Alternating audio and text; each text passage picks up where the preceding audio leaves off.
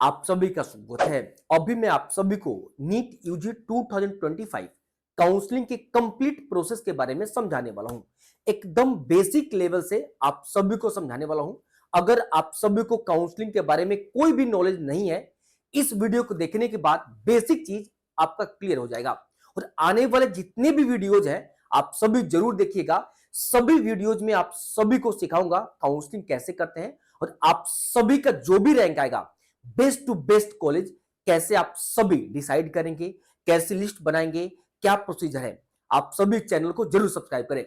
एक एक करके आप सभी के लिए शुरू करते हैं। बहुत ही बेहतरीन वीडियो है। और हाँ, आप सभी को बता दूं, अगर आप सभी मेरे पर्सनलाइज काउंसलिंग से ज्वाइन होना चाहते हैं तो आप सभी ज्वाइन कर सकते हैं कभी भी, या तो अभी ज्वाइन कर सकते हैं या रिजल्ट के बाद भी आप सभी ज्वाइन कर सकते हैं।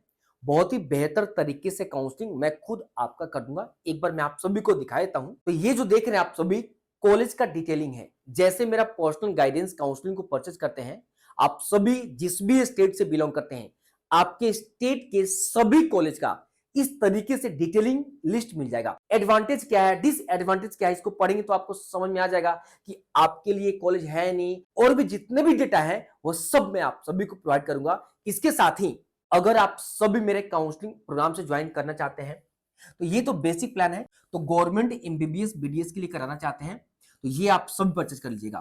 तो डीम्ड प्राइवेट एमबीबीएस बीडीएस के लिए ये आपके लिए है। गवर्नमेंट आयुष या वेटनरी नर्सिंग के लिए तो आप सभी को 3499। और ये रहा complete A to Z plan for government MBBS BDS veterinary AYUSH nursing, मतलब सभी के लिए करना चाहते हैं, मार्क्स कम है तो ये रहा। सबसे पहले स्टार्ट करते हैं बच्चों MCC all India quota 15% counselling के बारे में। तो मैं आप सभी को बता दूं, एमसीसी का पोर्टल सेपरेट होता है। मैं आप सभी को आगे बताऊंगा कैसे अप्लाई होता है। और इसी पोर्टल पे जाकर आप सभी को सबसे पहले रजिस्ट्रेशन करना होता है। अब जब आप रजिस्ट्रेशन करने जाएंगे तो किस किस चीज के लिए रजिस्ट्रेशन करेंगे, तो मैं आप सभी को बता दूं, यहाँ पे all India quota 15% MBBS BDS seat के लिए रजिस्ट्रेशन होता है।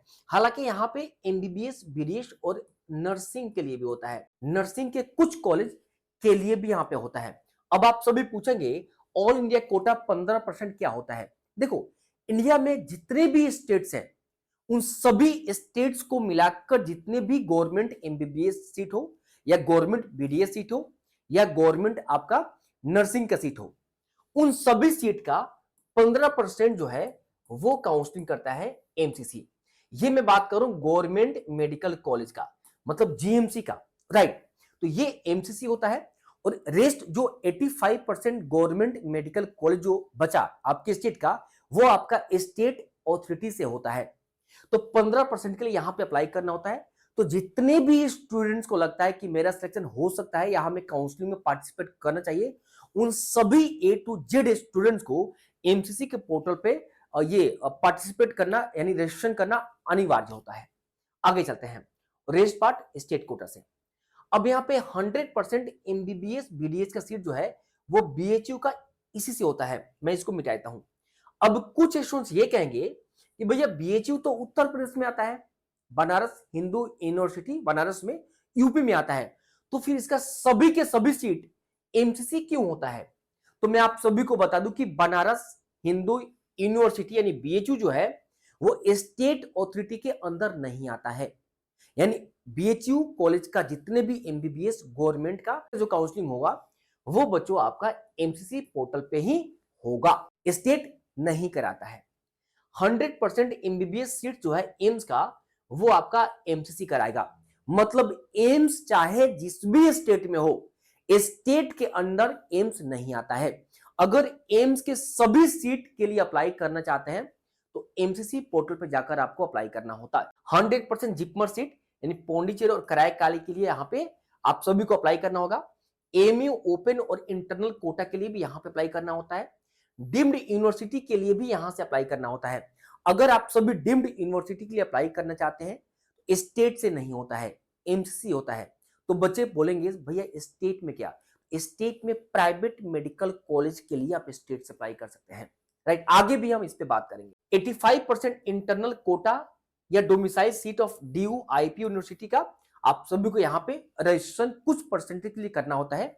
इसके बारे में थोड़ा डिटेल इंफॉर्मेशन आगे मैं आप सभी को देने वाला हूं। कौन कौन स्टूडेंट्स एलिजिबल रहेंगे और अप्लाई कैसे करना है, क्या करना है। जामिया ओपन सीट के लिए यानी इंटरनल सीट के लिए एमसीसी पोर्टल पे आपको अप्लाई करना होता है। 15% ऑल इंडिया ईएसआईसी कोटा। अब बच्चे बोलेंगे ईएसआईसी कोटा क्या है? इंप्लॉय यानी कुछ ऐसे इंप्लॉय होते हैं जहां पे काम करते हैं, जॉब करते हैं, वहां पे ईएसआईसी आईडी कार्ड बनता है उनके पेरेंट्स का। अगर आपके पापा मम्मी का ईएसआईसी कार्ड है, आप सभी एलिजिबल हैं। उनके कार्ड पे आप सभी रिलेशनशिप से आप सभी इसका फायदा ले सकते हैं, बहुत ही कटम कम जाता है।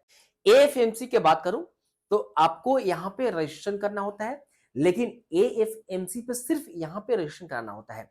बाकी रजिस्ट्रेशन के बाद ये एमसीसी पूरा डेटा, जितने भी स्टूडेंट्स एएफएमसी के लिए क्लिक करेंगे तो पूरा डेटा एएफएमसी को चला जाता है और वहां से शॉर्टलिस्ट होकर लिस्ट जारी करता है। इसके बाद नर्सिंग का आप सभी को जितने भी सीट है 100%, ये 100% है, उसका सीट पे काउंसलिंग एमसीसी करता है। तो ये आप सभी को एक समझ में आ गया एमसीसी के पोर्टल पे किसके किसके लिए आप सभी अप्लाई कर सकते हैं। काउंसलिंग जब भी आप सभी कीजिएगा बहुत डिटेल और डीपली समझ कर कीजिएगा। स्टार्टिंग में तो काउंसलिंग का महत्व लगता है कि बहुत इजी है, और इजी भी है नो डाउट, लेकिन जब स्टेट और ऑल इंडिया कोटा यानी एमसीसी जब एक साथ आ जाते हैं, जब सेकेंड राउंड में स्टेट और एमसीसी पहुंचता है, तो वहां पर डिसीजन मेकिंग बहुत काम आता है। तो अच्छे से अगर मेरा वीडियो देखकर समझ रहे हैं तो मैं आप सभी को बता दूं, पिछले 8 सालों में लाखों बच्चों को मैंने गाइडेंस किया है। आप सभी को जो समझा रहा हूं एकदम बहुत सीरियस होकर आप सभी को समझना है। अब देखो, स्टेट नीट यूजी काउंसलिंग के बारे में बता दूं तो गवर्नमेंट कॉलेज जो स्टेट का होता है जीएमसी, उसके लिए स्टेट अथॉरिटी के वेबसाइट पे आप सभी को अप्लाई करना होता है। डोमिसाइल रिक्वायरमेंट होता है, और प्राइवेट कॉलेज का सभी सीट जो है वो आपको स्टेट कॉलेज में ही अप्लाई करना होता है, ये डोमिसाइल फ्री होता है। अब कुछ स्टूडेंट्स का डाउट ये रहेगा कि भैया आप बताइए, एमसीसी के वेबसाइट पे जो 15% काउंसलिंग है, क्या वहां पे डोमिसाइल रिक्वायरमेंट होता है? नहीं, वहां पे डोमिसाइल रिक्वायरमेंट यहां पे किसी भी चीज के काउंसलिंग के लिए, चाहे बीएचयू हो, चाहे एम्स हो, चाहे पौंडीचेरी हो, आपको रिक्वायरमेंट नहीं होता है। स्टेट काउंसलिंग जब करेंगे तो आपको प्रमाण देना होता है डोमिसाइल का। चलो, ये तो आपको समझ में आ गया। अब यहां पे देखें, 15% का काउंसलिंग जो है वो तो एमसीसी के वेबसाइट से आपको होगा, एमसीसी के वेबसाइट से होगा, और 85% जो स्टेट कोटा ये आपके स्टेट से होगा, योर स्टेट। आप जिस भी स्टेट से बिलोंग करते हैं वो स्टेट कराएगा। अब आगे चलते हैं। अब यहां पे देखिए, अगर आप सभी एमबीबीएस, बीडीएस और नर्सिंग के लिए अप्लाई करते हैं तो 15% तो एमसीसी पे अप्लाई करना होता है, और 85% के लिए आपके अपने स्टेट का जब काउंसलिंग स्टार्ट होगा तो वहां पे आप सभी को अप्लाई करना होगा। अगर डीम्ड यूनिवर्सिटी का बात करते हैं तो डीम्ड यूनिवर्सिटी को 100% सीट जो है वो एमसीसी के वेबसाइट पे आपको रजिस्ट्रेशन करना होगा, स्टेट में अप्लाई नहीं होता है। मेरी बात को समझ गए ना? स्टेट में प्राइवेट के लिए आपको अप्लाई करना पड़ेगा, बट डीम्ड के लिए आप सभी को एमसीसी के वेबसाइट पे आपको अप्लाई करना होगा। अब मैं आयुष के बारे में आप सभी को बता दूं तो आयुष आयुर्वेदिक, होम्योपैथी, यूनानी और सिद्धि के लिए आप सभी को AA CCC के वेबसाइट है, इस पे आप सभी को जाकर रजिस्ट्रेशन कराना होगा। अगर आयुष 15% के लिए चाहते हैं तो, अगर 85% आयुष के लिए चाहते हैं तो आपके स्टेट का जब जारी होगा एमबीबीएस बीडीएस, उसी के आसपास आयुष का भी जारी किया जाता है। अब कुछ बच्चे बोलेंगे क्या इसका स्कोर कार्ड नीट के बेसिस पे होगा? यस, ये नीट के बेसिस पे ही काउंसलिंग होता है। एक बात मैं फिर से कहना चाहूंगा, अगर आप सभी मेरे पर्सनल काउंसलिंग से जुड़ते हैं तो जितने भी ये इंफॉर्मेशन अभी मैं आपको बता रहा हूं कंप्लीट बाय फोनिक, फोन पे, कॉल पे आप सभी मेरे से ले सकते हैं। Complete A to Z counselling मैं खुद आपका करूंगा। आपको किसी भी यूट्यूब या किसी भी थर्ड पार्टी से संपर्क करने से पूछने की जरूरत नहीं पड़ेगा। ये जो नंबर दिए गए हैं इस पे संपर्क कर लीजिए एक बार। वेटनरी के लिए आप सभी स्टूडेंट्स को वीसीआई के वेबसाइट पे आप सभी को जाकर ये 15% के लिए रजिस्ट्रेशन कराना होता है।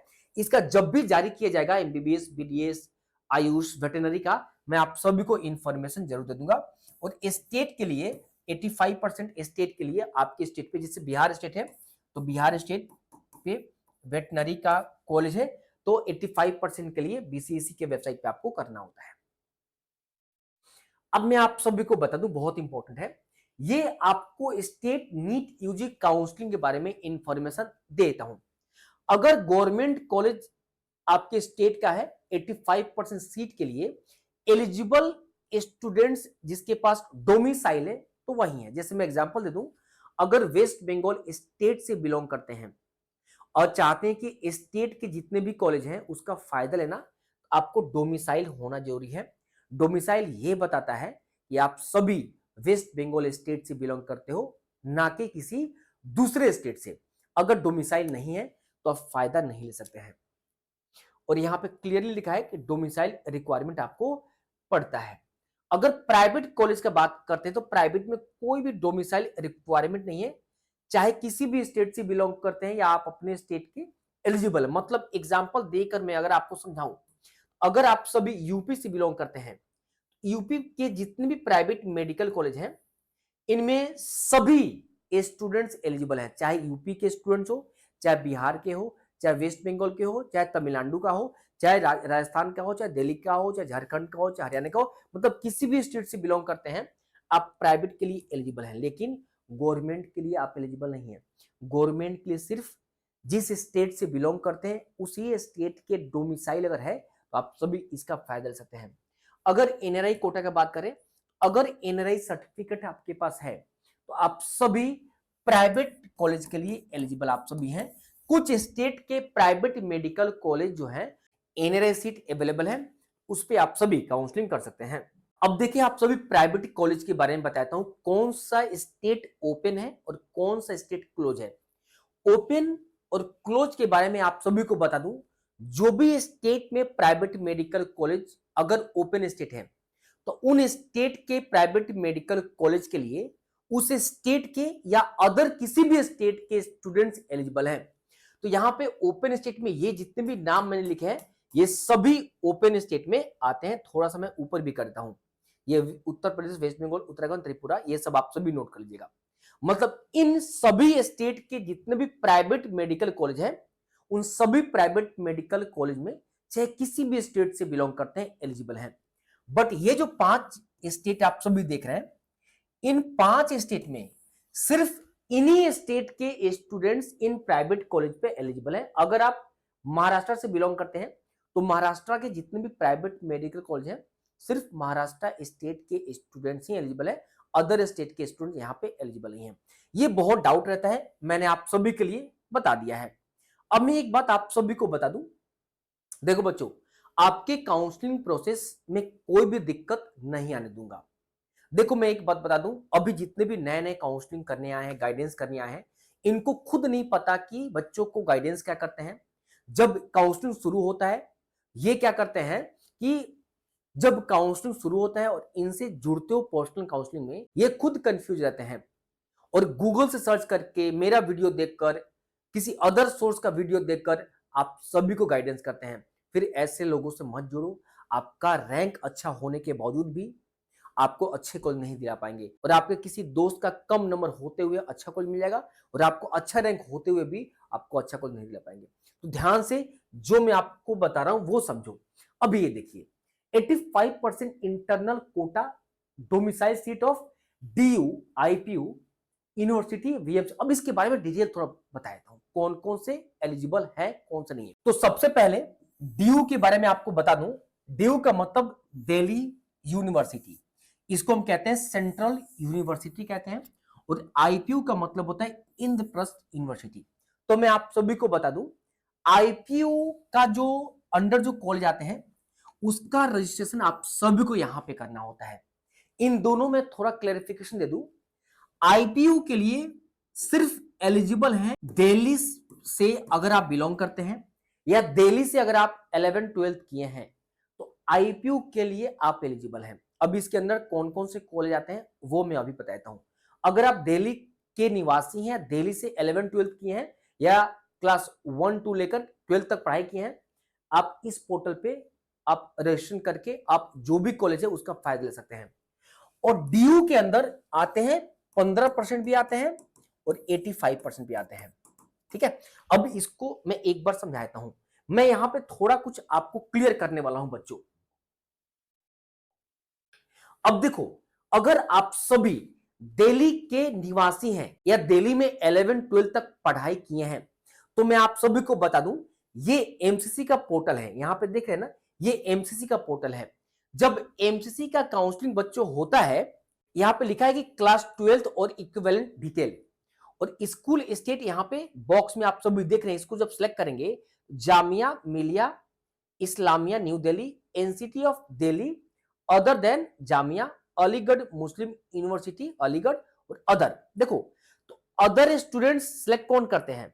जो दिल्ली स्टेट से पढ़ाई नहीं की है या दिल्ली स्टेट के निवासी नहीं है, किसी अदर स्टेट के निवासी है एक्सेप्ट दिल्ली, अदर आप सिलेक्ट करते हो। लेकिन अगर दिल्ली स्टेट से बिलोंग करते हो तो यहां पे Delhi of NCT Delhi select करते हो।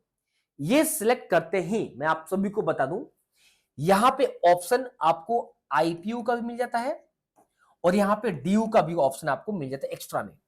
लेकिन जो बच्चे यहां पे अदर सेलेक्ट करते हैं, इन दिल्ली के निवासी नहीं है, दिल्ली से 11-12 नहीं करते हैं, उनको ये ऑप्शन नहीं मिलता है। मैं मिटा देता हूं, उनको ये सब ऑप्शन मिलता है जो दिख रहा है। मेरी बात समझ है ना? ये मैं उस समय बताऊंगा। थोड़ा सा आपको मैं हिंट्स इसलिए दे रहा हूं और समझा रहा हूं ताकि अभी से थोड़ा समझे रहेंगे, उस समय दिक्कत आपको ज्यादा नहीं होगा, वो दिमाग में रहेगा। ये आई थिंक आप सभी को समझ में आ गया। अब मैं आपको बता रहा हूं कि इसके अंदर कौन कौन से कॉलेज आते हैं दिल्ली यूनिवर्सिटी के अंदर और आईपीयू के अंदर। 3 मेडिकल कॉलेज दिल्ली यूनिवर्सिटी के अंदर आता है, Maulana Azad medical college, university college of medical science और लेडी हार्डिंग। ये ओनली गर्ल्स के लिए है, ये ओनली गर्ल्स के लिए है। ठीक है, अब ये 3 कॉलेज आते हैं। तो देखो, अगर आप दिल्ली स्टेट से बाहर से बिलोंग करते हैं, मतलब दिल्ली के निवासी भी नहीं है, 11-12 भी दिल्ली से नहीं किए हैं, इन इन 2 कॉलेज के लिए बॉयज के बारे में बात करूं, अगर आप बॉयज हैं, इन दोनों कॉलेज के 15% के लिए एलिजिबल हैं। अगर आप सभी गर्ल्स हैं, इन तीनों के 15% के लिए एलिजिबल हैं। लेकिन अगर आप दिल्ली से बिलोंग करते हैं, 11-12 दिल्ली से किए हैं, तो आप 15% के लिए भी एलिजिबल है और 85% के लिए भी एलिजिबल है। अब मैं एक बात छोटा सा क्लियर कर देता हूं, अगर आप सिर्फ जो मैं अभी बता रहा हूं वो सिर्फ और सिर्फ दिल्ली स्टेट के स्टूडेंट्स के लिए ही है या दिल्ली से 11-12 किए हैं। अगर आप सभी दिल्ली स्टेट से पढ़ाई की हैं या दिल्ली स्टेट के निवासी हैं, तो एमसीसी के वेबसाइट पे ही, एमसीसी के वेबसाइट पे ही इन तीनों कॉलेज का आप सभी को 15% भी और 85% भी सिलेक्ट करने का आपको मौका दिया जाएगा। मतलब दिल्ली स्टेट का सेपरेट कोई आपको वेबसाइट नहीं है। हाँ, एफएमएसजी है जो कि अलॉटमेंट के बाद वहां पे रजिस्ट्रेशन करना होता है। मतलब इन तीनों कॉलेज का 15% भी और 85% भी आप सभी को एमसीसी के वेबसाइट पे ही करना होगा। अब बाकी स्टेट के स्टूडेंट्स ये पूछेंगे, जैसे एग्जांपल देकर मैं समझाता हूं, अगर कोई स्टूडेंट हरियाणा से बिलोंग करता है तो वो पूछेंगे क्या एमसीसी ही 15% और 85% कराते? तो नहीं, अगर आप हरियाणा से बिलोंग करते हैं तो सिर्फ 15% आपको एमसीसी कराता है और स्टेट के वेबसाइट पे 85% होगा। मतलब स्टेट आपका कराएगा। ये सिर्फ दिल्ली के लिए ही है, समझाऊंगा मैं। ठीक है, ये सभी आई थिंक आप सभी को बेसिक चीज क्लियर हो गया होगा। आगे चलते हैं। अब ये तो डीयू के 3 कॉलेज हैं। अब आईपीयू के अंदर ये 5 कॉलेज आते हैं, 1 2 3 4 5।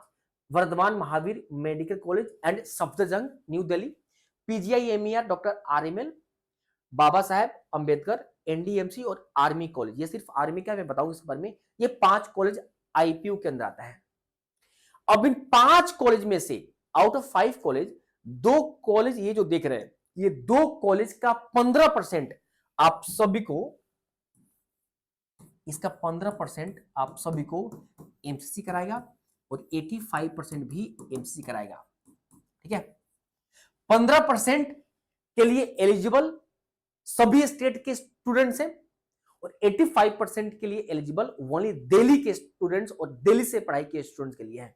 आई थिंक आप सभी को समझ में आ गया होगा, ये नोट डाउन कर लेना। अब बाकी जो बचे 3 कॉलेज, 1 2 3, इन 3 कॉलेज पे आप सभी को आईपीयू के वेबसाइट पे रजिस्ट्रेशन करना होगा और एलिजिबल 85% के लिए सिर्फ दिल्ली स्टेट से बिलोंग करने वाले और 11-12 करने वाले 85% इसके लिए एलिजिबल है। जैसे मैंने अभी आप सभी को बताया था, मैं एक बार आप सभी को दिखाया तो वेबसाइट कौन सा है, मैंने स्टार्टिंग में आप सभी को दिखाया था, यहां पे एक बार देखें। ये जो वेबसाइट है, ये इन 3 कॉलेज के लिए आप सभी को यहां पे रजिस्ट्रेशन करना होगा। अब यहां पे एक कॉलेज देख रहे हैं आप सभी, ये army college of medical science new Delhi, ठीक है। इसके बारे में आप सभी को बता दूं, ये आर्मी कॉलेज यानी आर्मी फैमिली बैकग्राउंड से बिलोंग करने वाले स्टूडेंट्स के लिए ये बहुत बेनिफिट देगा। अगर ये पहले आपको बता दूं, नीट यूजी 2025 स्कोर के बेसिस पे होगा। गुरु गोविंद सिंह इंद्रप्रस्थ यूनिवर्सिटी के वेबसाइट पे आपको रजिस्ट्रेशन करना होगा, जो अभी वेबसाइट दिखा है दिल्ली के। मैं लिखा कि must be ward of serving और रिटायर्ड आर्मी पर्सन। यहाँ पे वेबसाइट का नाम कौन सा ये है। मैंडेटरी क्राइटेरिया क्या है, अगर आप पुलिस वेरिफिकेशन आपको कराना पड़ेगा सर्टिफिकेट के लिए। पेरेंट्स का आर्मी का आईडी कार्ड होना चाहिए, रिलेशनशिप सर्टिफिकेट होना चाहिए, सर्विंग सर्टिफिकेट अगर एप्लीकेबल है तो, और कास्ट सर्टिफिकेट एप्लीकेबल है तो। अमाउंट इसका थोड़ा ज्यादा है, टोटल फीस का 4.32 लाख है। अब आर्मी बैकग्राउंड से बिलोंग करने वाले जरूर मैसेज करेंगे, तो मैं आप सभी को बता दूं, चाहे आप दिल्ली से बिलोंग करते हैं या दिल्ली स्टेट के बाहर किसी भी स्टेट से बिलोंग करते हैं, इसके लिए आप सभी एलिजिबल हैं आर्मी कॉलेज के लिए। आई थिंक आप सभी को समझ में आ गया होगा। अगर इसके रिलेटेड कोई क्वेरी है, आप सभी मुझे मैसेज कर सकते हैं या कॉल पे बात करके इंफॉर्मेशन ले सकते हैं, मैं आप सभी को इंफॉर्मेशन दे दूंगा। अब स्टेट कोटा 85% के बारे में बात करते हैं, तो जितने भी स्टेट देख रहे हैं आप सभी, इन सभी स्टेट 85% के लिए आपको अपने स्टेट के वेबसाइट पे आप सभी को रजिस्ट्रेशन करना पड़ेगा। नेक्स्ट, अब यहां पे राउंड वाइज प्रोसेस एक बार मैं आप सभी को बच्चों समझा देता हूं। देखो, ये जो मैं आपको बता रहा हूं, ये एनएमसी ने ये रूल लागू 2023 में बहुत फोर्सफुली किया था, हालांकि उसके पहले भी किया था, बट 2023 में बहुत फोर्सफुली लागू हुआ था। लेकिन 2024 में ये जो प्रोसेस वायलेट किया गया, इस रूल्स को फॉलो स्टेट वाले नहीं किए हैं। लेकिन फिर भी मैं आपको बताता हूं, नियम यह होता है कि अगर all India quota MCC first round जब कंप्लीट हो जाएगा, अलॉटमेंट आएगा, एडमिशन का प्रोसेस एंड हो जाएगा, उसके बाद स्टेट का पहला राउंड का रिजल्ट जारी करेगा। फिर स्टेट के जब एंड हो जाएगा एडमिशन, तो एमसीसी सेकंड जारी करेगा। फिर एमसीसी जब एंड करेगा, फिर स्टेट जारी करेगा। इस तरीके से प्रोसेस चलता है। मैं एक बार डिटेल में आपको बता दूं, मान लो कि सबसे पहले बच्चों एमसीसी पे आपने रजिस्ट्रेशन कर दिया, चॉइस फिल कर दिया। चॉइस फिलिंग सबसे इंपॉर्टेंट है। इस बार एमसीसी के पोर्टल पे लगभग 420 प्लस कॉलेज आपको मिलेंगे और 420 कॉलेज का प्रेफरेंस लिस्ट आपको आने चाहिए। अगर आप प्रेफरेंस लिस्ट आपके पास अवेलेबल नहीं है, तो मैं खुद आपको अपने से आपके रैंक के अकॉर्डिंग प्रेफरेंस लिस्ट बनाकर दूंगा। मैंने कहा ना, मेरा पर्सनल गाइडेंस को आप ज्वाइन कर लीजिए। बट अगर आप मेरा ज्वाइन कर लेते हैं, तो 420 प्लस जितने भी इस बार कॉलेज नए आएंगे या पुराने कॉलेज है, सबका मैं आपको बना कर दूंगा। और मैं आपको बता दूं, इतना बेहतरीन लगभग 1.5 महीने का मेहनत और एनालिसिस करने के बाद ये प्रेफरेंस आपको दिया जाता है। और मैं आपको बता दूं, एक बार जब आपको कॉलेज मिल जाएगा, सेटिस्फेक्शन आपको मिलेगा कि बहुत जबरदस्त कॉलेज मिल गया है, क्योंकि मेरा एनालिसिस, मेरा रिव्यू और मेरा डेटा जबरदस्त है। आप सभी एक बार ज्वाइन करें, आपको समझ में आ जाएगा। ये प्रोसेस हालांकि वायलेट करता है, इसके बारे में अभी ज्यादा डीपली नहीं चलेंगे, मेरी बात समझ रहे हैं ना। यहाँ पे रजिस्ट्रेशन करेंगे, चॉइस फिलिंग करेंगे, अलॉटमेंट होगा और फिर आपको एडमिशन होगा। जब कॉलेज में एडमिशन एमसीसी एंड हो जाएगा, मान लो कि अगर मैं बोलो कि 7 जून को एंड हो गया, उसके बाद ही स्टेट का राउंड 1 का रिजल्ट जारी किया जाएगा। मतलब 7 को एंड हुआ, 8 को जारी करेगा, ताकि अगर इसका जो अलॉटमेंट हुआ है, बहुत सारे क्यों करता है, यहां भी बच्चों के अलॉटमेंट हो जाता है और यहां भी हो जाता है अलॉटमेंट। अब बच्चे को ऑप्शन मिल जाता है दोनों जगह सिलेक्ट करने का, कहां जाए।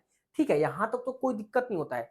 दिक्कत आता है लास्ट राउंड आते आते सीट बचना शुरू हो जाता है, और उस केस में सीट वैकेंट होना शुरू होता है। जेन्युइन स्टूडेंट को सीट अच्छा नहीं मिल पाता है। इस वजह से एनएमसी ने रूल लागू किया, बट स्टेट इसको फॉलो नहीं करते हैं बहुत अच्छे तरीके से। आगे चलते हैं बच्चे। अब मैं आप सभी को बताता हूं कौन कौन से डॉक्यूमेंट रिक्वायर्ड होते हैं। ये डॉक्यूमेंट देखें, सबसे पहले नीट एडमिट कार्ड आपको मिला होगा। तो नीट का एडमिट कार्ड बच्चों आप बहुत संभाल कर रखेंगे, ये रिक्वायरमेंट होता है।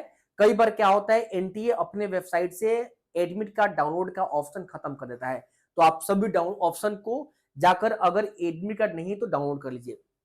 ये स्कोर कार्ड या रैंक लेटर, मतलब आपको जो रिजल्ट जारी किया जाएगा वो आपको रखना है, डाउनलोड करना है। 10th का सर्टिफिकेट और मार्कशीट आपके पास होना चाहिए, 12th का यही सर्टिफिकेट मार्कशीट होना चाहिए। यहाँ पर डेट ऑफ बर्थ आपको प्रूफ माना जाएगा, ठीक है। गवर्नमेंट इशू किया गया कोई भी आइडेंटिटी कार्ड, चाहे Aadhaar card, PAN card, passport, driving licence या voter ID card, 8 passport size photographs आपको लेके जाना है। जो नीट एप्लीकेशन फॉर्म में फोटो आपने फिलअप करते वक्त दिया था, वही सेम फोटो यहाँ पे आपको ले जाना है, same photo. Provisional allotment letter, मतलब मैं आपको बता दूं, अगर एमसीसी हो या स्टेट का राउंड फर्स्ट का जो रिजल्ट जारी किया जाता है उसी को प्रोविजनल अलॉटमेंट लेटर कहते हैं। वो प्रॉपर आपको जारी किया जाएगा कि कौन सा कॉलेज आपको अलॉट किया गया है, उसी को डाउनलोड करना है जब रिजल्ट जारी किया जाएगा तो अलॉटमेंट। उसके बाद अगर आप कैटेगरी सर्टिफिकेट अगर आपके पास है, चाहे आप OW EW से बिलोंग करते हो, SC ST OBC WS, तो आपके पास होना चाहिए। यहां पे थोड़ा सा मैं आपको समझाना चाहूंगा, अगर ओबीसी या ईडब्ल्यू से बिलोंग करते हैं तो आफ्टर 1 अप्रैल 1 अप्रैल 2025 के बाद का आपके पास सर्टिफिकेट होना अनिवार्य है। अगर आप सभी बोलते हैं कि 1 अप्रैल के पहले का है, मान्य नहीं होगा। 1 अप्रैल 2025 के बाद का होना मैंडेटरी है। अगर नहीं है अभी आप सभी जरूर बनवा ले। एसटी एससी का कोई ऐसा लागू नहीं है। अगर 2020 का है, 21 का है, 22 का है, 19 का है, आप कोई दिक्कत नहीं है, आप एलिजिबल हैं, कोई दिक्कत नहीं होगा। अगर आप पीडब्ल्यूडी यानी आप फिजिकली हैंडीकैप है, तो अगर आप नीट फॉर्म में फिजिकली हैंडीकैप यस किया है तो सर्टिफिकेट आप सभी को बनवाना है। अगर 10th के मार्कशीट पे अगर आपके पास डेट ऑफ बर्थ नहीं लिखा है तो डेट ऑफ बर्थ सर्टिफिकेट होना चाहिए। अगर यहां लिखा है तो ये नहीं भी है तब भी चलेगा। माइग्रेशन सर्टिफिकेट कैंडिडेट के पास होना चाहिए। अदर बोर्ड और यूनिवर्सिटी अगर दूसरे बोर्ड में ट्रांसफर हुए हैं तो आप सभी के पास माइग्रेशन सर्टिफिकेट होना अनिवार्य है। आगे देखें आप सभी, डोमिसाइल सर्टिफिकेट रिक्वायरमेंट बहुत जरूरी है। अब मैं आप सभी को बता दूं, ये ऊपर का जितना भी सर्टिफिकेट आपने देखा ये एमसीसी के लिए लागू होता है, बट डोमिसाइल आपको सिर्फ स्टेट के लिए लागू होता है। मैंने बताया ना, डोमिसाइल सर्टिफिकेट सिर्फ स्टेट काउंसलिंग के लिए रिक्वायरमेंट होता है। आगे चलते हैं। अब बात है गैप सर्टिफिकेट। तो देखो बच्चों, अगर आपने 12th 2025 में किया है तो गैप सर्टिफिकेट आपको रिक्वायरमेंट नहीं है। अगर 2024 या 2024 के पहले आपने 12th पास किया है तो गैप सर्टिफिकेट रिक्वायरमेंट है। इसका फॉर्मेट मैं आप सभी को दे दूंगा, अभी नहीं बनवाना है। जब काउंसलिंग का प्रोसेस स्टार्ट होगा, जब कॉलेज अलॉटमेंट किए जाएंगे, अलॉटमेंट के जस्ट अगले दिन आपको बनवाना है। उसका प्रॉपर फॉर्मेट मैं आपको दूंगा, क्योंकि गैप सर्टिफिकेट बनवाने के लिए कौन सा कॉलेज अलॉटमेंट हुआ है वो आपको जानना बहुत जरूरी है। इसका फॉर्मेट मैं आपको दूंगा। अब यहां पे इक्विवेलेंट सर्टिफिकेट, ये अगर आपका सिलेक्शन तेलंगाना स्टेट में होता है, चाहे आप बिहार से बिलोंग कर रहे हो, यूपी से, बंगाल से, राजस्थान से, तमिलनाडु से, झारखंड, हरियाणा, दिल्ली, किसी भी स्टेट से बिलोंग करते हैं, अगर तेलंगाना में आपको कॉलेज मिल गया, इक्विवेलेंट सर्टिफिकेट आप जरूर बनवा लीजिएगा। ये ऑनलाइन बनवाना होता है, बहुत सारे बच्चों को पता ही नहीं होता है। तो आप सभी को जैसे अलॉटमेंट तेलंगाना में मिला, इसी वेबसाइट पे जाकर आपको ऑनलाइन अप्लाई करना है। प्रॉपर मैं आप सभी को बताऊंगा अप्लाई कैसे करना है। देखो, मेरा पर्सनल काउंसलिंग लेते हो तो जितने भी ऑनलाइन अप्लाई का प्रोसेस है, complete A to Z guidance मेरे द्वारा आपको 1-to-1 किए जाएंगे, बाय फोनिक, बाय चैट पे कंप्लीट सॉल्यूशन मैं आपको दूंगा। इसमें आपको परेशान होने की बात नहीं, पूरा जिम्मेदारी आपका मेरा है। उसके बाद यहाँ पे हेल्थ सर्टिफिकेट, आपको अगर कॉलेज अलॉटमेंट हो जाता है तो जो कॉलेज अलॉटमेंट हुआ, ज्यादातर 99% वही कॉलेज आपको हेल्थ सर्टिफिकेट बनवाते हैं, चेकअप करते हैं। स्टडी सर्टिफिकेट, अगर आपका कर्नाटका में अगर आपका सिलेक्शन हुआ तो वो एक फॉर्मेट देते हैं, उसको फिलअप करने के बाद आपके जो स्कूल के प्रिंसिपल है उनसे साइन और मोहर कराकर आपको ले जाना होता है। करेक्टर सर्टिफिकेट आपको बनवाना होता है और 6 महीना तक ही वैलिड होता है। अगर आप 2024 में पास किए 2023, 22, 21 में, तो करेक्टर सर्टिफिकेट का फॉर्मेट मैं आपको दे दूंगा, पुलिस से आप सभी बनवा लीजिएगा, कोई दिक्कत नहीं होगा। कई बार तो मैं कहता हूं कि आपके एरिया के जो भी प्रधान होता है, जो नियर जो भी गेस्टेड कोई भी चीज होते हैं, कोई पदाधिकारी होता है, जो भी है, उनसे भी आप सब बनवा सकते हैं जो कि ऑथराइज्ड हो, ठीक है, जो कि आपको जानते हैं, आपके स्टेट का प्रॉपर कुछ उसके पास पावर हो, ठीक है। ये मैंने कंप्लीट आप सभी को बता दिया। आगे चलते हैं। अब अगर आप सभी को 15% के लिए अप्लाई करना होता है, 15% के लिए हो, एम्स के लिए हो, बीएचयू के लिए हो, जिपमर के लिए हो, एएफएमसी के लिए हो, इन सभी के लिए और भी है, mcc.nic.in के वेबसाइट पे आपको रजिस्ट्रेशन करना होता है। अगर आप सभी को एमसीसी के वेबसाइट पे रजिस्ट्रेशन करना है, वो मैं आपको बताता हूं, थोड़ा सा हिंट्स मैं आपको दूंगा। इस तरीके से आप सभी को एमसीसी का वेबसाइट आपको मिलेगा mcc.nic.in पे। यहाँ पे ये फॉर्म जब पहला आप लोग बेसिक कंप्लीट करते हैं, उसके बाकी आप सभी को इस तरीके से डिटेल अप्लाई करने को मिलता है। यहां पे मैं आपको एक चीज बताना चाहूंगा, सबसे इंपॉर्टेंट, मान लो अगर आप सभी नीट एप्लीकेशन फॉर्म में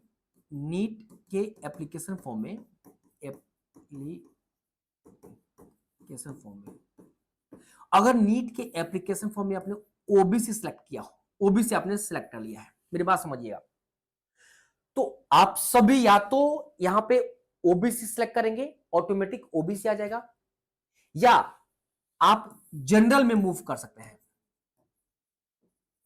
इसके अलावा किसी भी कोर्स में आप सभी किसी भी कैटेगरी में आप मूव नहीं कर सकते। या अगर आप सभी सपोज करें जनरल से नीट एप्लीकेशन फॉर्म में जनरल कैटेगरी से आपने अप्लाई किया, जनरल कैटेगरी, और आप सभी चाहते हैं एमसीसी के वेबसाइट पे जनरल ना फिल करके ओबीसी फिलअप कर दें, तो पॉसिबल नहीं होगा, मतलब कैटेगरी चेंज नहीं होगा। अगर आप ओबीसी से बिलोंग करते हैं, ईडब्ल्यू से बिलोंग करते हैं, या एससी या एसटी, इन चारों में किसी से बिलोंग करते हैं, तो चेंज करना चाहते तो जनरल कैटेगरी में हो जाएगा, लेकिन जनरल कैटेगरी से ओबीसी में नहीं होगा, ईडब्ल्यूएस में नहीं होगा, एससी में नहीं होगा, एसटी में नहीं होगा। हाँ, स्टेट कोटा में आप सभी चेंज कर सकते हैं। अगर नीट एप्लीकेशन फॉर्म में जनरल अप्लाई किया है, तो आप सभी स्टेट 85% के लिए आप सभी जनरल से ओबीसी में चेंज कर सकते हैं, ईडब्ल्यूएस में चेंज कर सकते हैं, एससी में चेंज कर सकते हैं, एसटी में चेंज कर सकते हैं। बट यहां पे आप सभी नहीं ले सकते, क्योंकि ऑटोमेटिक आप सभी को लेगा। देखो ये बच्चा ईडब्ल्यूएस सेलेक्ट किया था, ऑटोमेटिक लिया है, बट इसको चेंज करना है, इसके पास जनरल ईडब्ल्यूएस का ऑप्शन दे रहा है या जनरल के ऑप्शन दे रहा है, बाकी ओबीसी एससी एसटी किसको ऑप्शन नहीं दे रहा है। तो आई थिंक आप सभी को समझ में आ गया होगा, और ये मैंने इसलिए दिखाया है, अगर आप सभी दिल्ली कोटा से हैं तो एनसीटी ऑफ दिल्ली सेलेक्ट करेंगे, तो दिल्ली कोटा का जितने भी कॉलेज 85% का फायदा मिलेगा, 15% का। अदर को स्टेट से है तो अदर सेलेक्ट करेंगे। आप सभी को यहां बता दिया।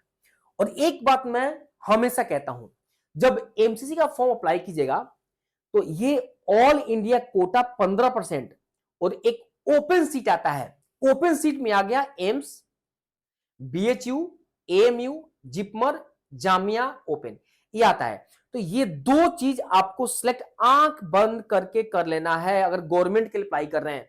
एक ऑल इंडिया कोटा 15% और दूसरा ओपन सीट जिसमें एम्स होगा, बीएचयू वगैरह होगा, ये तो आंख बंद करके ये दो सिलेक्ट कर लेंगे। मेरी बात समझ गए ना? इफ बट नहीं होना चाहिए। बहुत सारे बच्चे छोड़ देते हैं, एमसी छूट जाता है, बाद में रोते रहते हैं अच्छे रैंक होने के बावजूद भी। अब बात करते हैं कि इसका फी कितना लगता है, रजिस्ट्रेशन फी वगैरह।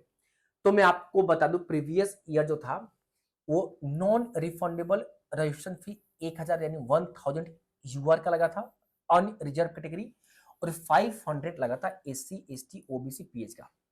बट रिफंडेबल आपको सिक्योरिटी अमाउंट भी जमा करना होता है, वो होता है 10,000 यूआर का, और 5,000 होगा एसटी एससी ओबीसी पीएचएन, यानी अगर इससे बिलोंग करते हैं आपको 5500 देना पड़ेगा।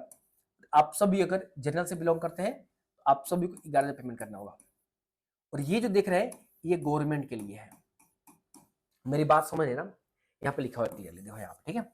बट अगर आप सभी डीम्ड के लिए सिलेक्ट करना चाहते हैं तो नॉन रिफंडेबल 5,000 लगेगा, but refundable security amount 2 lakh आपको पेमेंट करना मैंडेटरी है। ये रिफंड कर दिए जाएंगे, 3-4 महीने के अंदर रिफंड कर दिए जाते हैं, ठीक है। और तो आपको कितना पेमेंट करना पड़ा डीम्ड के लिए, इतना। और ये रहा गवर्नमेंट के लिए, ठीक है। यहाँ पे प्रॉपर यही दिया गया है ऑल इंडिया कोटा और डीम्ड के लिए। आई होप आप सभी को समझ में आ गया होगा। अब एमसीसी ऑल इंडिया कोटा 15% के रूल के बारे में, यानी रूल मतलब राउंड वन का रूल क्या है, राउंड 2 रूल्स के बारे में, राउंड 3 रूल्स के बारे में, राउंड 3 के मॉपअप राउंड कहते हैं, स्टे राउंड, स्पेशल स्टे। बात करने वाले हैं round first, round second, round third यानी मॉपअप और स्टे राउंड के बारे में कंप्लीट डिटेल आज हम समझेंगे।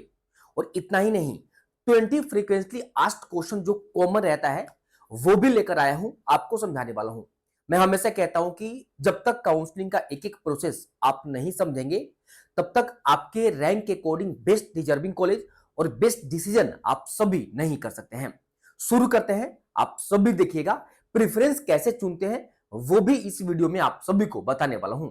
एक एक करके आप सभी को बताता हूं और आप सभी चैनल को जरूर सब्सक्राइब कर लीजिए। और अगर किसी भी स्टूडेंट्स को मेरे से पर्सनलाइज काउंसलिंग चाहिए तो आप सभी ज्वाइन कर सकते हैं। इसके लिए आप सभी को मेरा गोल एमबीबीएस मोबाइल एप्लीकेशन को डाउनलोड करना है, या अगर क्वेरी है तो आप सभी इस नंबर पे क्वेरी कर सकते हैं, कॉल या व्हाट्सएप।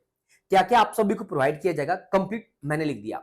इन शॉर्ट में अगर मैं आपको बताऊं तो आपका A to Z काउंसलिंग मैं खुद करूंगा। मेरा डायरेक्ट पर्सनल नंबर आपको मिल जाएगा, डायरेक्ट व्हाट्सएप ग्रुप मिल जाएगा, डायरेक्ट चैट कर सकते हैं और कंप्लीट स्टेट का और ऑल इंडिया कोटा एमसीसी का मेरे द्वारा खुद आपका गाइडेंस और काउंसलिंग किया जाएगा, इसमें संदेह नहीं है। और आपके रैंक के according best to best college जो भी डिजर्व करते हैं वो दिलाने का जिम्मेदारी मेरा। तो शुरू करते हैं, आप सभी डाउनलोड कर लीजिए।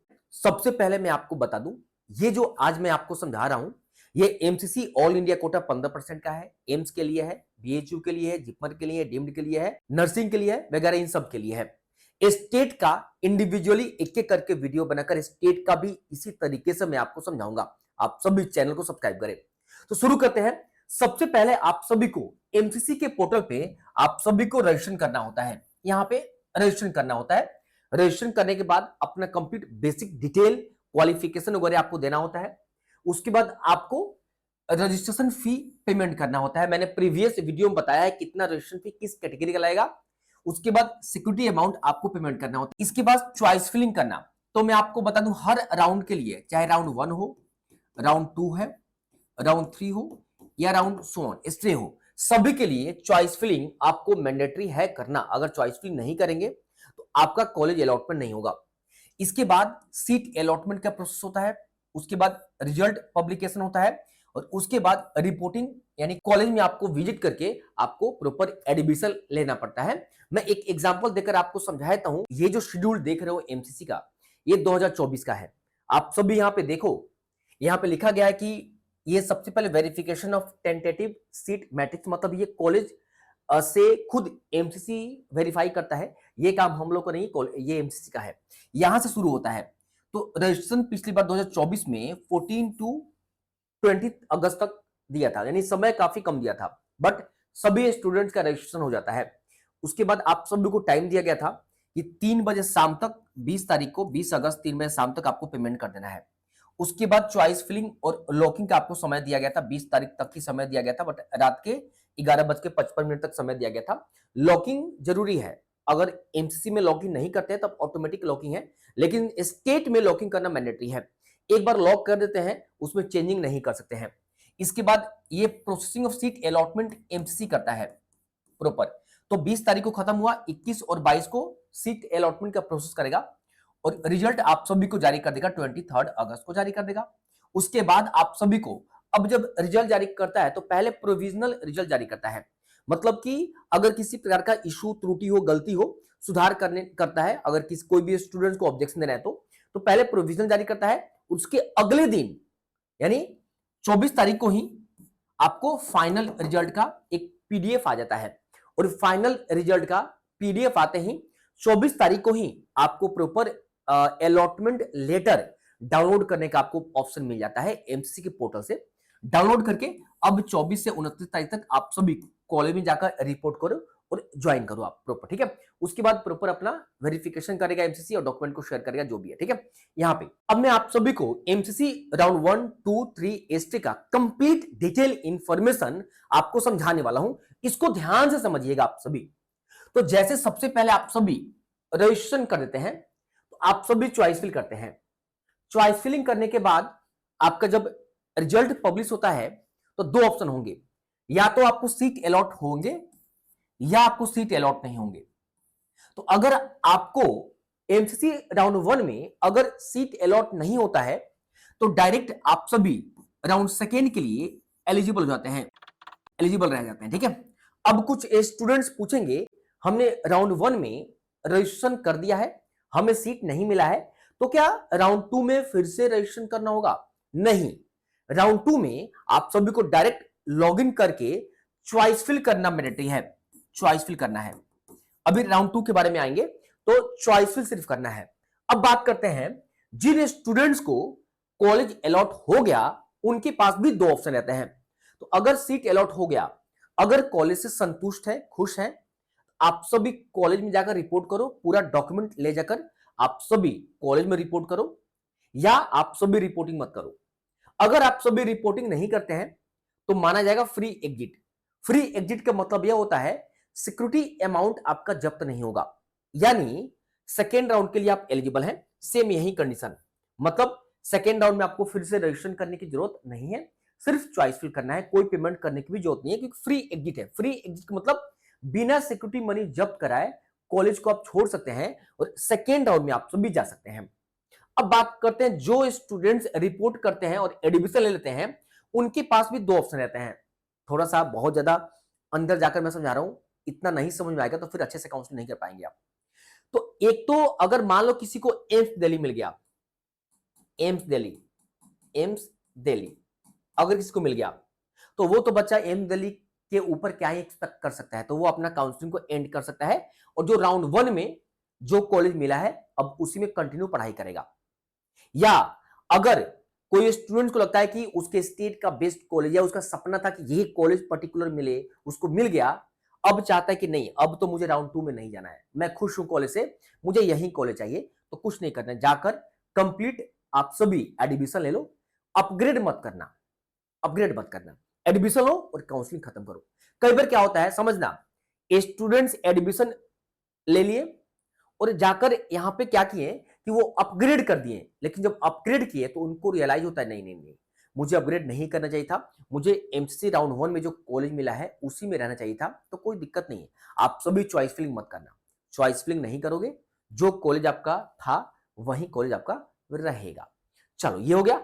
अगर आप सभी अपग्रेड करते हैं तो अपग्रेड का मतलब ये होता है कि एमसीसी राउंड 1 में आपने एडमिशन ले लिया, आपका डॉक्यूमेंट उस कॉलेज में जमा हो गया और उसी कॉलेज को कहेंगे हमें विलिंगनेस कहना है, यानी अपग्रेड होता है तो वही कॉलेज अपग्रेड करेगा, यानी विलिंगनेस। और अब आप राउंड 2 के लिए एलिजिबल हैं। राउंड 2 में आपको सिर्फ और सिर्फ चॉइस फिल करना है, चॉइस फिलिंग करना है, चॉइस फिल करना है, ठीक है। ये प्रोसेस पूरा समझ में आ गया। एक बात मैं आप सभी को बताऊंगा, वो खैर अभी रुक जाइए, सेकेंड राउंड बता दूंगा। आई थिंक पहले ये आपको समझ में आ गया। यहां पे आपको किसी प्रकार का कोई दिक्कत नहीं है, मतलब अगर राउंड 1 में आपने एक बार रजिस्ट्रेशन करके security amount registration fee payment कर दिया, चॉइस फिल कर दिया, कॉलेज मिले ना मिले कोई इशू नहीं है, सेकेंड राउंड में आप ऑटोमेटिक सिर्फ चॉइस फिल करना है। चलिए अब बात करते हैं सेकेंड राउंड का। अब सेकेंड राउंड के बारे में आप सभी को समझाता हूं, बहुत इंपॉर्टेंट है। फ्रेश चॉइस फिलिंग सभी को करना है, चाहे किसी को कॉलेज मिला हो नहीं मिला हो, कॉलेज छोड़ दिया हो या आप सभी अपग्रेड किए हो, सबको चॉइस फिल करना मैंडेटरी है। अगर आपने राउंड 1 में ऑलरेडी रजिस्ट्रेशन कर दिया है, पेमेंट भी कर दिया है रजिस्ट्रेशन फीस सिक्योरिटी अमाउंट, तो आप सभी को दोबारा रजिस्ट्रेशन करने की जरूरत नहीं है। अगर आपने राउंड 1 में सिर्फ रजिस्ट्रेशन किया है, पेमेंट वगैरह नहीं किया है, तो राउंड 2 में पेमेंट कर सकते हैं। अगर आपने अपग्रेड भी कर दिया है तब भी आपको रजिस्ट्रेशन करने की जरूरत नहीं है, सिर्फ चॉइस फिल करना है। राउंड 2 में रजिस्ट्रेशन उन्हीं को करना है जिन्होंने राउंड 1 में रजिस्ट्रेशन नहीं किया था या रजिस्ट्रेशन कर दिया था पेमेंट नहीं किया था, उन्हीं को फाइनल यहां पे करना है, ठीक है। मैंने क्लियर बता दिया। अब यहां पे भी राउंड 2 में भी आपको बताया अगर आपको राउंड 1 में अलॉट किया गया है और आप सभी अपग्रेड के लिए विलिंगनेस फॉर्म को अप्लाई किए हैं, आपको क्या क्या प्रोसेस समझना है। और अगर आपको राउंड 1 में अलॉट नहीं हुआ है तो फ्रेश चॉइस फिल करना है, उसके आगे का प्रोसेस समझते हैं। तो सबसे पहले समझते हैं, अगर आप सभी अपग्रेड किए हैं, राउंड 1 से राउंड 2 के लिए अपग्रेड किए हैं, यानी विलिंगनेस चॉइस किए हैं, तो आपको क्या क्या ऑप्शन मिलेगा। अगर आपने अपग्रेड किया है तो आप सभी को क्या करना है समझिएगा। मान लो कि राउंड 2 में, इस राउंड में आपको कोई नया कॉलेज मिल गया। सपोज मैं एग्जांपल देखकर समझाता हूं। अगर ऑल इंडिया कोटा राउंड 1 में, मैं यहां पे एक बार समझाता हूं। अगर सपोज करो जीएमसी आपको मिल गया, सपोज कि कोई भी यूपी का कोई भी जीएमसी मिल गया, कोई भी एक जीएमसी ले लो यूपी का, और राउंड 1 में, ये राउंड 1 में आपको मिल गया, राउंड 1 में, और राउंड 2 में आपने अपने अपग्रेड किया, अपग्रेड किया, और राउंड 2 में आपको जीएमसी मिल गया वेस्ट बंगाल का। एमसीसी है तो कहीं भी किसी स्टेट में मिल सकता है। तो आपको क्या करना है, यहां पे तो आपने एडमिशन ले लिया प्रॉपर, तो आपको ये मिल गया राउंड 2 में, राउंड 2 में आपको मिल गया। तो बच्चों आपको क्या करना है, सबसे पहले आपको क्या करना है, आपको इस वाले कॉलेज में जाना है। अब क्यों जाना है, इस कॉलेज में आपको अभी नहीं जाना है, राउंड 1 में जो एडमिशन लिया है उस कॉलेज में जाना है, और वहां पे आपको डॉक्यूमेंट लेना है, आपको डॉक्यूमेंट्स आपको लेना है। अब डॉक्यूमेंट लेने के लिए आपको यहां से रिलीव कराना होगा। रिलीव क्या होता है मैं समझा रहा हूं, मतलब राउंड 1 में डॉक्यूमेंट सबमिट है, एडमिशन ले लिया है, तो इस कॉलेज में जाइएगा और कहिएगा मुझे अब ये कॉलेज मिल गया है, ये जो कॉलेज अलॉट हुआ है अलॉटमेंट लेटर जाकर इस कॉलेज को दिखाइएगा। वो कॉलेज ऑनलाइन पोर्टल पे प्रॉपर आपका ये रिलीव कर देगा। उसको हम रिजाइन नहीं कहते हैं, रिलीविंग कहते हैं। रिजाइन तो वो करते हैं जिसको सीट छोड़ना है, इसको छोड़ना नहीं है, इसको यहाँ से रिलीव कराकर यहाँ पे एडमिशन लेना है। तो रिलीव ऑनलाइन, ये कॉलेज ऑनलाइन पोर्टल से आपको प्रॉपर एमसीसी को बता देगा, ये कॉलेज, ये इस स्टूडेंट्स को ये कॉलेज मिला हुआ है, यहाँ से रिलीविंग दे रहे हैं हम, तो ऑनलाइन जनरेट करके रिलीविंग दे देगा और डॉक्यूमेंट भी आपको दे देगा। अब ये सब लेने के बाद आपको इस कॉलेज में आकर एडमिशन लेना है।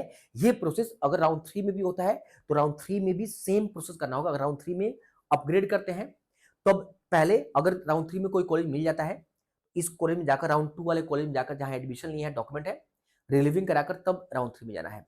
अब कुछ स्टूडेंट का सवाल ये रहेगा, सर एक बात बताइए, हमने जीएमसी यूपी से अपग्रेड किया, अगर मुझे राउंड 2 में कोई कॉलेज नहीं मिले, नोट अपग्रेड, हाँ, अगर अपग्रेड नहीं होता है तो सेम कॉलेज आपका रह जाएगा। ठीक है। अब तीसरा क्वेश्चन ये क्वेश्चन पूछता है कि सर ठीक है, यहां तो राउंड 2 में अपग्रेड नहीं हुआ, तो क्या हम राउंड 3 के लिए जा सकते हैं। तो यस, राउंड 3 के लिए आप फिर से अपग्रेड कर सकते हैं, कोई दिक्कत नहीं, अपग्रेड आप सभी फिर से कर सकते हैं। अब कुछ स्टूडेंट का ये भी सवाल हो जाएगा, सर एक बात बताइए, अगर मान लीजिए जैसे अभी आपने कहा कि जीएमसी वेस्ट बंगाल में कॉलेज मिल गया, ठीक है, तो देखो बच्चों, तो क्या ये कॉलेज रहेगा, अगर मुझे ये लेने का मन ना हो तो क्या ये कॉलेज रहेगा, नहीं। जैसे अपग्रेड होकर दूसरा कॉलेज मिलता है, ये पहला वाला कॉलेज ऑटोमेटिक आपका कैंसिल हो जाएगा और किसी दूसरे स्टूडेंट्स को ये कॉलेज अलॉट हो जाएगा। एक साथ दो कॉलेज आपको अलॉट कभी भी एमसीसी नहीं करता है। देखो काउंसलिंग का प्रोसेस ऐसा है ना कि 100 क्वेश्चन अराइज होंगे, 500 क्वेश्चन भी अराइज होंगे, इस तरीके का जैसे पढ़ाई करते हैं, हर एक सवाल पे होता है क्यों हुआ, कैसे हुआ, उसी तरीके के काउंसलिंग का प्रोसेस है, आपको यही समझना है। और मैक्सिमम काउंसलर को तो पता ही नहीं चलता है, वो आप जब पूछेंगे, बहुत बहुत सारे ऐसे स्टूडेंट्स और पेरेंट्स हैं कि जो दूसरे काउंसलर का प्रोग्राम लेकर मेरे पास आते हैं। तो मैं बहुत ईमानदारी से काउंसलिंग करता हूँ, पिछले तकरीबन 6 साल से मैं बच्चों को पढ़ाता हूँ बायोलॉजी, और मुझे पता है कि आपकी अहमियत क्या है। 3 साल मैंने अनअकैडमी पढ़ाया बायोलॉजी, 3 साल, 1200 से 1300 लेक्चर वहाँ पे अवेलेबल है, और अभी तो मैं खुद अपना प्लेटफॉर्म गोल एमबीबीएस पे पढ़ाता हूँ, ठीक है। तो इसलिए मैं कहता हूँ कि ईमानदारी से आप सभी जहां भी प्रोग्राम ले, जब तक संतुष्ट ना हो कि ये जो काउंसलर है मेरा अच्छा कॉलेज दिला देगा, भरोसा ना हो उसका मत लेना। मैं ये नहीं कहता कि आप मेरा ही ले लो, आप कहीं भी लो, भरोसा ना हो बहुत जरूरी है, उसको नॉलेज होना बहुत जरूरी है। अब देखो मैं जो आपको समझा रहा हूँ, मुझे कुछ पढ़ने की जरूरत तो नहीं है ना, मुझे पिछले 7-8 सालों का एक्सपीरियंस है काउंसलिंग का, तो मुझे कुछ पढ़ने की जरूरत नहीं है। अब वही जो काउंसलर एक एक लाइन लिख कर आएंगे, पढ़ेंगे, समझाएंगे आपको कन्विंस करने के लिए, ऐसा मत करना, ठीक है? फिर तो आपको बता ही नहीं पाएंगे। 100 तरीके का प्रोसेस होता है, ठीक है? चलिए आगे चलते हैं। अब देखिए, ये पहला आप समझ गए। अगर सीट अलॉटेड इन राउंड 2, अगर किसी को सीट अलॉट हो गया राउंड 2 में, इफ नॉट रिपोर्टिंग, अगर रिपोर्टिंग नहीं करता या ज्वाइन नहीं करता है, कोई दिक्कत नहीं है, बट आपका सिक्योरिटी अमाउंट फोरफिट हो जाएगा। समझ में आया? अगर राउंड 2 में, मतलब राउंड 1, समझिएगा फिर से समझा रहा हूं, अगर राउंड 1 में, राउंड 1 से राउंड 2 में आपको अपग्रेड हो गया, अपग्रेड हो गया, जैसे अभी बताया कि राउंड 1 में जीएमसी यूपी मिला, कोई भी कॉलेज, और यहां पे जीएमसी वेस्ट बंगाल मिल गया, बट ये मिलने के बाद आप ये सोचे कि नहीं, मुझे तो अच्छा कॉलेज नहीं मिला, पहले वाला कॉलेज अच्छा था, तो आपके पास कोई भी ऑप्शन नहीं रहेगा। जैसे सेकेंड राउंड में अपग्रेड होकर दूसरा कॉलेज मिला, ये कॉलेज ऑटोमेटिक आपका कैंसिल हो जाएगा। अब अगर इस कॉलेज में एडमिशन नहीं लेते हैं, तो आपके पास फिलहाल हाथ में सेकेंड राउंड में कोई कॉलेज नहीं बचा। और इतना ही नहीं, पेनाल्टी के तौर पे जो सिक्योरिटी अमाउंट आप पेमेंट करेंगे, वो आपका एमसी जब्त कर लेगा, फोरफिट कर लेगा, वो आपको फिर से राउंड 3 में पेमेंट करके चॉइस फिलिंग करना होगा। वैसे लिखता ऐसा है कि अगर राउंड 2 में कॉलेज अलॉट हुआ और राउंड 2 अलॉटेड कॉलेज को छोड़ देते हैं, ज्वाइन नहीं करते हैं, आप सभी को राउंड 3 में फिर से रजिस्ट्रेशन करना पड़ेगा। बात सही है? तो आपको राउंड 3 में रजिस्ट्रेशन करने की जरूरत नहीं पड़ता है, डायरेक्ट आपको लॉगिन करके, जैसे लॉगिन करके आप पोर्टल पे आते हैं, आपको पेमेंट का दिखाएगा, मतलब आपको सिक्योरिटी अमाउंट फिर से पेमेंट करना होता है। अगर आप यूआर कैटेगरी से बिलोंग करते हैं तो 10,000, अगर बाकी किसी कैटेगरी से बिलोंग करते हैं तो आपको 5,000 का पेमेंट करना होता है, और अगर आप सभी डीम्ड यूनिवर्सिटी के लिए हैं तो 2 लाख का पेमेंट करना होता है। मेरी बात समझ गए ना? एक एक चीज समझते चलिए। अब यहां पे देखिए, अब नेक्स्ट ये है, अगर कोई स्टूडेंट रिपोर्ट कर देता है कॉलेज में, तो ऑप्शन क्या रहता है? तो अगर आप सभी रिपोर्ट करते हैं तो कंप्लीट फॉर्मेलिटी आप सभी को कॉलेज में देना है। मैंने बताया ना कि राउंड 2 में कोई कॉलेज मिला तो राउंड 1 वाले कॉलेज में जाना है, डॉक्यूमेंट लेना है, उसके बाद वहां का रिलीविंग लेटर लेना है, ऑनलाइन जनरेट करके कॉलेज देगा, और लेकर आकर फिर राउंड 2 अलॉटेड कॉलेज में जाना है और एडमिशन का पूरा फॉर्मेलिटी कंप्लीट करना है। और वहां से आप काम कीजिएगा, फिर से एक और अपग्रेड करने का मौका मिलता है, राउंड 1 से 2 में आने का मौका मिला, अब राउंड 2 में एडमिशन ले लिए हैं तो राउंड 3 में आने का मौका मिलेगा आपको। सबसे सही तरीका यही होता है, अगर आपको अच्छा कॉलेज मिल गया है ना, तो बेटर की तलाश में आप अपग्रेड कर सकते हैं, तो यहाँ पे अपग्रेड कर सकते हैं। और हाँ, एक बार आप सभी एडमिशन ले लिए तो रिजाइन नहीं कर सकते, बट मैं आपको बता दूं, पिछले 2 सालों से क्या हो रहा है, रिजाइन करने का राउंड 2 में एक मौका देता है एमसीसी, पिछले 2 सालों में, ठीक है? एक डेट जारी करता है कि इस 2 दिन के अंदर अगर आप रिजाइन कर देते हैं तो आपको रिजाइन एक्सेप्ट कर लिया जाएगा। मेरी बात समझ गए ना? ये जो मैंने आपको समझाया, ये अच्छे से आप सभी को 2 बार 3 बार वीडियो को देख लीजिएगा, ठीक है? अब फ्रेश चॉइस फिलिंग का बात करते हैं। अब जिन स्टूडेंट्स को राउंड 1 में नहीं मिला था, तो राउंड 2 में फ्रेश चॉइस फिलिंग करेंगे। अगर फिर से राउंड इसमें नहीं मिला, आपको राउंड 2 में नहीं मिला, तो राउंड 3 के लिए आप सभी एलिजिबल हैं और आप सभी को रजिस्ट्रेशन करने की जरूरत नहीं है। राउंड 3 में सिर्फ आपको चॉइस फिलिंग करना है। आई थिंक आप सभी का डाउट क्लियर हो गया होगा। अब यहाँ पे बहुत सारे सवाल आपके मन में आ सकते हैं, ऑलमोस्ट सवाल का जवाब दे दिया, कुछ सवाल के जवाब आगे भी आपको ऑलमोस्ट मिल जाएगा। अब यहाँ पे आने के बाद कुछ स्टूडेंट्स ये पूछ सकते हैं कि सर एक बात बताइए, राउंड 2 में हमने एडमिशन ले लिया और राउंड 3 में अगर मुझे बढ़िया कॉलेज नहीं मिला तो क्या करेंगे? तो कोई ऑप्शन नहीं है, बहुत स्ट्रिक्ट गाइडलाइन है राउंड 3 का, समझते हैं इसको एक बार आप सभी देखिए जरूर। अब एमसीसी राउंड 3 प्रोसेस को समझते हैं। यहां तक आते आते थोड़ा सा एमसीसी बहुत ज्यादा स्ट्रिक्ट हो जाता है। अब समझते हैं। देखो बच्चों, यहां पे आने के बाद आपको, अगर आपने अपग्रेड किया है तो आपको फ्रेश रजिस्ट्रेशन करने की जरूरत नहीं है। आप सभी को राउंड 2 से राउंड 3 में अगर आपने अपग्रेड किया है तो आपको सिर्फ और सिर्फ चॉइस फिलिंग करना है। अब पहले इसको एक बार मैं आप सभी को समझाता हूं, देखिएगा। अगर बच्चों, अगर आपको सीट अलॉटमेंट राउंड 3 में मिल गया, आपको कुछ नहीं करना है, फिर से राउंड 2 वाले कॉलेज में जाना है, वहां से डॉक्यूमेंट लेना है, रिलीविंग लेटर लेना है, और राउंड 3 अलॉटेड कॉलेज में पहुंचकर एडमिशन का फॉर्मेलिटी को आपको पूरा करना है। एक बार ज्वाइन कर लेते हैं तो आपको रिजाइन करने का मौका नहीं दिया जाएगा। और सुनिए स्ट्रिक्ट रूल क्या है यहाँ पे, if seat allotted in round 3 but does not join, अगर आप सभी ज्वाइन नहीं करते हैं तो मैं आप सभी को बता दूं, राउंड 3 का तो सीट अलॉटेड कैंसिल हो ही जाएगा, और साथ ही आप सभी को अगले राउंड के लिए, मतलब एक्स्ट्रा राउंड के लिए आपको एलिमिनेट कर दिया जाएगा, यानी एमसीसी का काउंसलिंग आपका एंड हो गया। मेरी बात समझ गए ना? इसलिए आप सभी को सोच समझकर आप सभी को करना है, और सिक्योरिटी अमाउंट भी फोरफिट ये लोग आपका कर लेंगे। चलिए, अब लिखा हुआ है if no any seat allotted in round 3, अगर राउंड 3 में अगर सीट अलॉट नहीं है तो राउंड 2 में तो आपने एडमिशन ले रखा है ना, वो आपका कॉलेज फाइनल हो जाएगा। अब आपका लिए काउंसलिंग का दरवाजा बंद हो चुका है, क्योंकि अब राउंड 3 से एसटी राउंड के लिए अपग्रेडेशन नहीं होता है। यानी अगर यहाँ पे कॉलेज राउंड 3 में अगर आपको कॉलेज नहीं मिला अपग्रेड के बाद भी, तो राउंड 2 में जो एडमिशन नहीं है वो आपका फाइनल कॉलेज हो जाएगा। अब कोई चांस आपका नहीं है, क्योंकि मैं आपको बता दूं राउंड 3 खत्म होते ही कंप्लीट डेटा एमसीसी स्टेट के साथ शेयर कर देगा। आपका अगर स्टेट का रूल स्ट्रिक्ट हो तो आपको अलॉट नहीं करेगा। हालांकि बिहार स्टेट थोड़ा गड़बड़ी इसमें कर देता है, लेकिन बाद में चलकर फंसा देता है स्टूडेंट्स को ही। मैं बात करूंगा जब बिहार स्टेट काउंसलिंग के बारे में बात करेंगे तो। चलिए, यूपी स्टेट बहुत स्ट्रिक्ट है, बहुत जबरदस्त है, राजस्थान बहुत अच्छा से करता है, वेस्ट बंगाल भी अच्छा है। शिकायतें किसी और अदर स्टेट से नहीं आती, बिहार स्टेट से सबसे ज्यादा शिकायत आता है, और सबसे ज्यादा कॉम्प्लिकेशन और फंसा देता है बिहार स्टेट। हर साल 3 से 4 बार बीसीसी ऑफिस मुझे जाना पड़ता है। जो मेरे से पर्सनल काउंसलिंग करते हैं उनका कुछ ऐसा क्वेरी आ जाता है जो कि फंस जाते हैं बुरी तरीके से, और मैं जाता हूं और उससे पूरे बिहार के स्टूडेंट को फायदा मिलता है।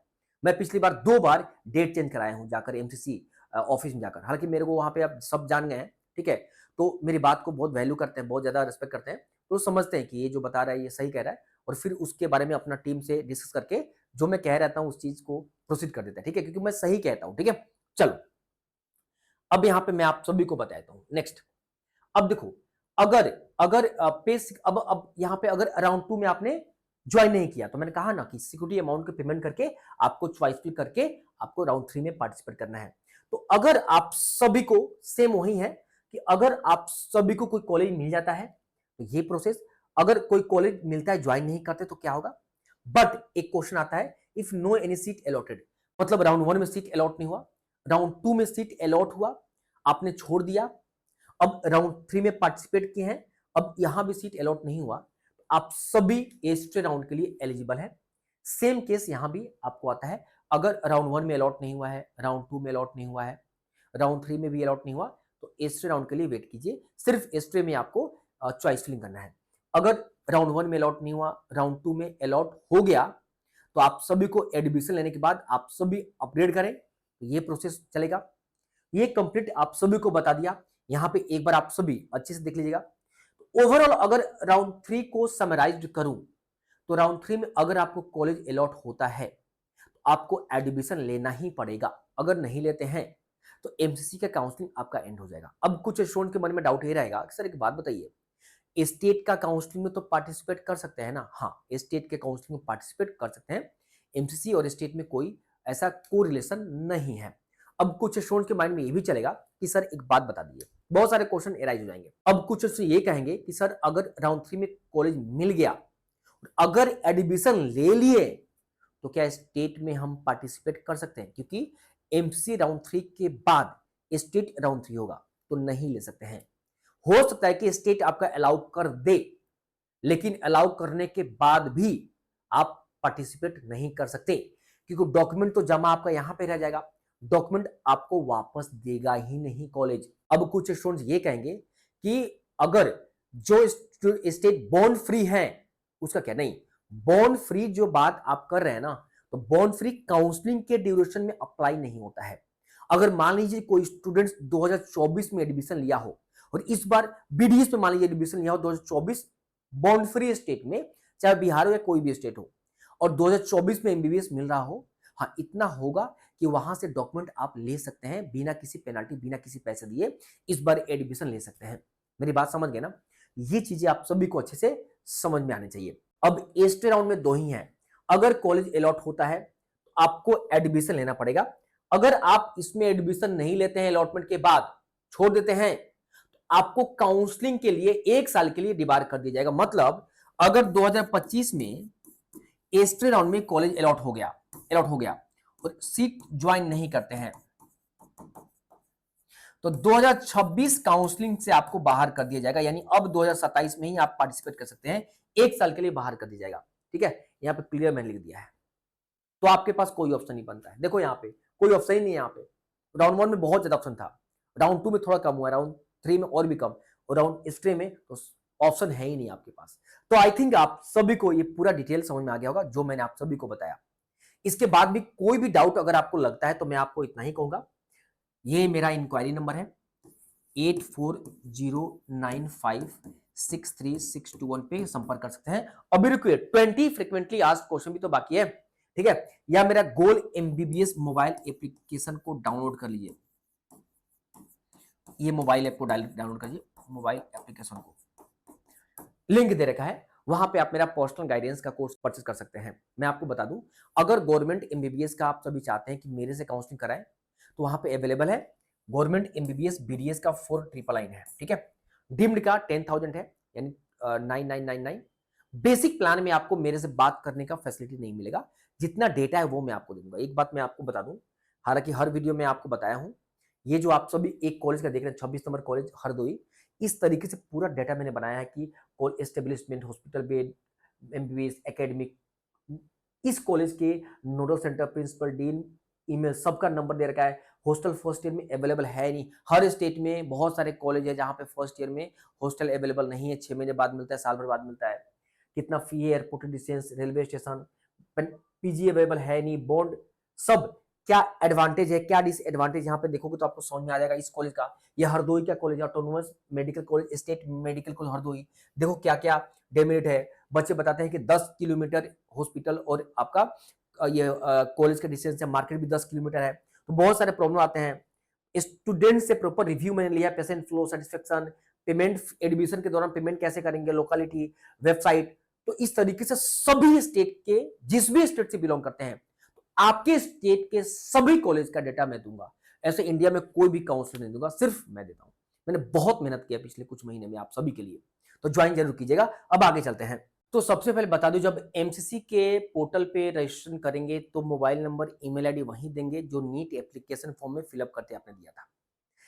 ये राउंड 1 के बारे में बताया गया है। अभी पूरा इससे ज्यादा डिटेल में मैंने आपको बता दिया, इसको एक बार बस रीड कर लीजिएगा। ये राउंड 2 का मैंने डिटेल बताया, इसको रीड कर लीजिएगा। आप सभी सब बता दिया मैंने आपको। ये राउंड 3 का हो गया और ये हिस्ट्री का हो गया, कंप्लीट मैंने आप सभी को बता दिया यहाँ पे, ठीक है। अब आप सभी देखें, ठीक है। तो यहाँ पे ज्यादातर स्टूडेंट्स का पूछना होता है कि how to use registration and choice filling form on website. आप सभी को mcc.nic.in के पोर्टल पे जाना है, प्रॉपर वहां पे रजिस्ट्रेशन करना है, सिक्योरिटी मनी पेमेंट करना है। तो सिक्योरिटी मनी और रजिस्ट्रेशन पेमेंट करने के बाद आपको चॉइस फिलिंग करने का ऑप्शन जनरेट होता है, और उसके बाद आप सभी चॉइस फिलिंग करते हैं। मैं आप सभी को बता दूं, अराउंड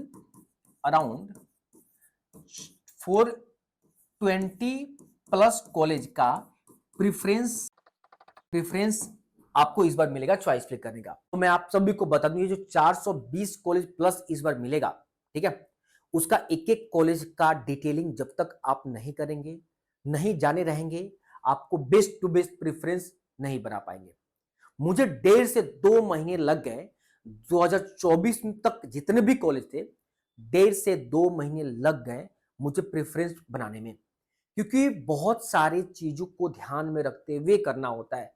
देखो एक बात मैं पूछता हूं, इतना मेहनत करते हो, इतना शानदार रैंक लाते हो, तो डिजर्व तो करता है ना कि कॉलेज आपको बेस्ट मिले। उसके लिए प्रेफरेंस लिस्ट भी तो बहुत अच्छा होना चाहिए। मैं प्रेफरेंस लिस्ट जब मैं दिखाऊंगा तो कुछ चीजें मैं आपको बताऊंगा जो कि आपके माइंड से कुछ क्लैरिटी मिलेगा आपको माइंड में। तो यहाँ पे पूछ रहा है कि do I required any document to get registered online. नहीं, कोई भी डॉक्यूमेंट आपको बहुत ज्यादा अपलोड करने की जरूरत नहीं है, 4 से 5 डॉक्यूमेंट अपलोड करा सकते हैं, बट हाँ डॉक्यूमेंट होना चाहिए आपको रजिस्टर्ड कराने के लिए। चलिए, ताकि इंफॉर्मेशन सही हो। What information do I required for online registration. देखो सिंपल, जो भी बेसिक इंफॉर्मेशन है, क्वालिफिकेशन, आपका नाम, पेरेंट्स का नाम, डेट ऑफ बर्थ, क्लास 12 का स्कोरिंग वगैरह, ये सब सही सही आपको डालना होगा। मतलब जो भी इंफॉर्मेशन है आपका एकेडमिक से लेकर पर्सनल डिटेल, वो आपको सही से डालना है, और जो भी पेपर पे होगा वहीं डालना है। 10th के मार्कशीट के बेस पे ही सब कुछ आपका होना चाहिए। मेरी बात समझ गए ना। How and when I had to make the payment.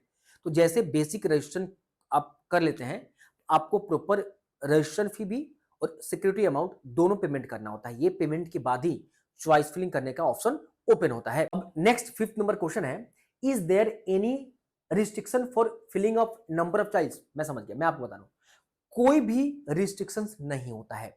अगर मान लो एमसीसी एमसीसी का, मैं थोड़ा पेन का कलर चेंज करूं, मान लो एमसीसी का राउंड 1 होता है और राउंड 1 में सपोज करो कि आपको 402 कॉलेज का आपको दिखाई दिया, पोर्टल पर दिखाई दिया कि 402 गवर्नमेंट एमबीबीएस आपको कॉलेज दिख रहे हैं। तो चाहे तो 402 सभी कॉलेज का प्रेफरेंस डाल सकते हैं। आप चाहो तो 50 कॉलेज का भी डाल सकते हो, आप चाहो तो 100 कॉलेज भी डाल सकते हो, चाहो तो 120 का भी, चाहो तो 390 का भी, चाहो तो 402 का भी। कोई रिस्ट्रिक्शंस नहीं होता है। बस एक बात ध्यान में देना होता है, बेस्ट प्रेफरेंस आपको डालना है। कई बार क्या होता है कि आपके दोस्त का कम नंबर, कम रैंक होने के बावजूद भी बहुत अच्छा कॉलेज मिल जाता है और आपका अच्छा रैंक, अच्छा मार्क्स होने के बावजूद भी आपको बेटर कॉलेज नहीं मिलता है जो आप डिजर्व करते हो। ये बड़ा इंपॉर्टेंट है। मैं हमेशा कहता हूँ डिजर्विंग कॉलेज, आपको मैं डिजर्विंग कॉलेज क्या होता है मैं आपको जो प्रेफरेंस समझाऊंगा तब मैं आपको बताऊंगा, ठीक है। चलो, can I have some idea about the seat I am likely to get at my rank. देखो, एमसीसी कहता है कि हमने जो अलॉटमेंट किया है प्रीवियस ईयर का, वो आप देख लो। तो प्रीवियस ईयर लिखता है, इसका मतलब ये नहीं कि 2024 देख लो। आप सभी को एटलीस्ट 4 से 5 सालों का रिकॉर्ड देखना होगा।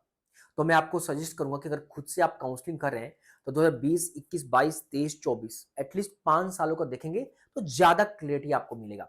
वैसे तो 3 साल 4 साल में भी आप सभी देख सकते हो, बट बहुत ज्यादा क्लियरिटी आपको मिलेगा जब 5 सालों का डीपली आप सभी एनालाइज करेंगे। तो आगे चलते हैं। Is it necessary to fill up the choice and lock the choice to get seat allotted? I will be allotted seat automatically from left hover seat? मैं आप सभी को इसका जवाब देता हूं। देखो, अगर आप सभी रजिस्ट्रेशन करते हो तो पहला पॉइंट, आपको चॉइस फिलिंग मैंडेटरी है। चॉइस फिलिंग मैंडेटरी है, ये मैंडेटरी है, ठीक है। बट अगर चॉइस लॉक नहीं भी करते हो, लॉक, तो चॉइस लॉक ऑटोमेटिकली हो जाएगा, ठीक है, हो जाएगा। लेकिन चॉइस फिलिंग मैंडेटरी है, चॉइस फिलिंग खुद आपको करना होता है। अगर चॉइस फिलिंग नहीं करते हो, चाहे आपका नीट में रैंक 1 भी हो, तो आपको दिल्ली नहीं मिलेगा, आपको दिल्ली डालना पड़ेगा। हाँ, ऑटोमेटिक लॉक हो जाता है, बट मैं बच्चों को सजेस्ट करता हूं कि लॉक करो। मैं सभी बच्चों से लॉक कराता हूं। जो भी प्रॉपर प्रोसेस होता है वो हमें करना है, उस प्रोसेस में आप सभी लापरवाही नहीं कर सकते हैं।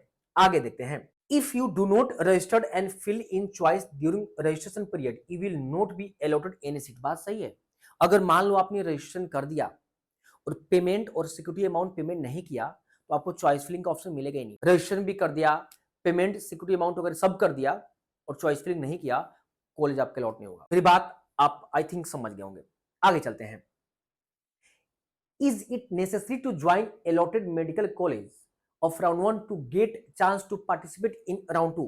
नहीं, ऐसा नहीं है। मैंने बताया ना अभी, अगर एमसीसी राउंड 1 में आपको कोई भी कॉलेज मिल जाता है तो आप छोड़ सकते हो।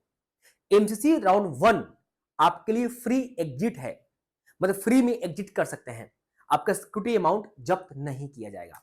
मेरी बात समझ गए ना। लेकिन हाँ, राउंड 2 में अगर आपको कॉलेज मिलता है तो आपको ज्वाइन करना पड़ेगा। जरूरी नहीं है, ज्वाइन इसलिए करना पड़ेगा ताकि आपका सिक्योरिटी अमाउंट जब्त ना हो। बट अगर आप चाहते हैं कि सिक्योरिटी अमाउंट जब्त कराकर मैं सीट छोड़ दूं, छोड़ सकते हैं। राउंड 3 में आपको सिक्योरिटी अमाउंट पेमेंट करना पड़ेगा। बट राउंड 3 में अगर आपको कॉलेज मिला और आपने छोड़ दिया तो एमसीसी काउंसिल से बाहर हो जाएंगे, आपके पास सिर्फ स्टेट का ही काउंसिल अब बचेगा। आई थिंक आपको समझ में आ गया होगा। If a candidate does not report at the allotted college during round 2, whether he has to register again for round 3? मैंने बताया ना, रजिस्ट्रेशन करना पड़ेगा। तो रजिस्ट्रेशन करना नहीं होता है, लॉगिन करने के बाद सिक्योरिटी अमाउंट को पेमेंट कर देना होता है। लिखा है, yes, candidate security amount will be forfeited and he can participate in round 3 only with fresh payment. तो रजिस्ट्रेशन नहीं करना होता, पेमेंट करना पड़ेगा। पूरा खेल सिक्योरिटी अमाउंट का है। यहां पे who are eligible for second round of allotment, आप सभी इसको पढ़ लीजिए ना, आपको समझ में आएगा। ये पूरा मैंने बता दिया आपको, ये पूरा प्रोसेस मैंने आपको बता दिया है, इसमें आपको समझने में दिक्कत नहीं होगा, ठीक है।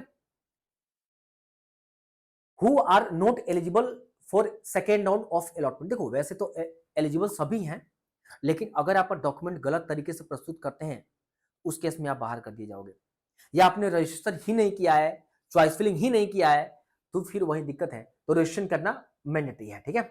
चलो, can a candidate participate in second round without submitting fresh choice filling based on choice submitted before round 1? नहीं नहीं नहीं नहीं नहीं, आपको फ्रेश चॉइस फिलिंग करना पड़ेगा हर राउंड में।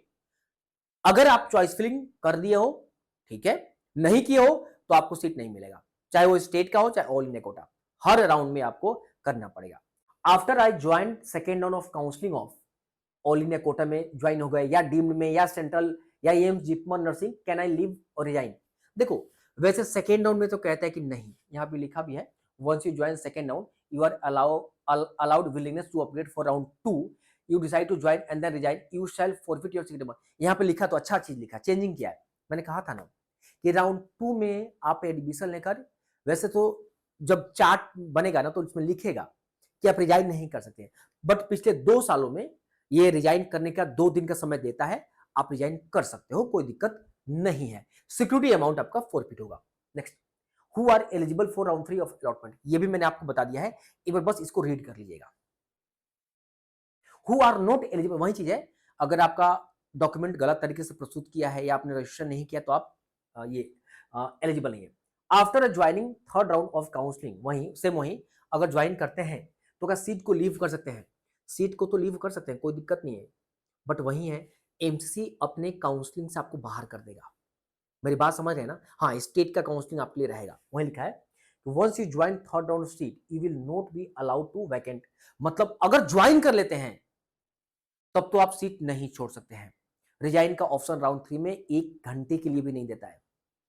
एक बार ज्वाइन कर लिए डॉक्यूमेंट आपको नहीं देगा। अब मैंने अभी कहा था ना, कुछ बच्चे बोलेंगे अगर बॉन्ड फ्री कॉलेज ज्वाइन किए तो देना चाहिए, नहीं, बॉन्ड फ्री आपको ड्यूरिंग काउंसलिंग आप पे अप्लाई नहीं होता है, वो काउंसलिंग के बाद अप्लाई होता है। मैंने एग्जांपल दिया था ना, 2024 में कोई एडमिशन बीडीएस में लिया है, बॉन्ड फ्री कॉलेज है, तो 2025 में अगर गवर्नमेंट एमबीबीएस मिल रहा है तो वहां से कॉलेज फ्री में लेकर यहाँ पे एडमिशन ले सकता है। तो राउंड 3 बहुत स्ट्रिक्ट है, राउंड 2 में तो ज्वाइन कर सकते हैं, सिक्योरिटी जब्त होगा, बट यहाँ पे अगर सीट छोड़ते हैं राउंड 3 में तो काउंसिल से बाहर हो जाइएगा। अगर एडमिशन ले लेते हैं तो फिर आपको सीट छोड़ने का आपको परमिशन नहीं मिलेगा। अगर जबरदस्ती भी सीट छोड़ना चाहते हैं तब भी पहले तो कॉलेज आपको डॉक्यूमेंट देगा ही नहीं, वो इतना चला देगा तब तक काउंसलिंग खत्म हो जाएगा। मेरी बात समझ रहे हैं ना आप? ठीक है, चलिए, वही पासवर्ड वगैरह भूल गए तो क्या करना है, वही पासवर्ड भूल गए तो फॉरगेट पासवर्ड करके इन्फॉर्मेशन वगैरह, एप्लीकेशन नंबर, रजिस्टर नंबर वगैरह है, डेट ऑफ बर्थ वगैरह से आप रिकवरी कर सकते हो। अगर कोई प्रॉब्लम हुआ, डिफिकल्टी हुआ लॉगिन के समय, तो डिफिकल्टी नहीं होता है, सही अगर इनपुट देते हो तो दिक्कत आज तक नहीं हुआ किसी बच्चे को, वही पूछा हुआ है। अगर पासवर्ड क्रिएट वगैरह प्रॉब्लम नहीं होता है, अगर प्रॉब्लम हुआ तो वही चीज आप क्या करना कि फॉरगेट कर देना, इन्फॉर्मेशन सही डालना। इन्फॉर्मेशन गलत डालोगे तो रॉन्ग रोल नंबर वगैरह डालोगे तो दिक्कत होगा आपको, ठीक है।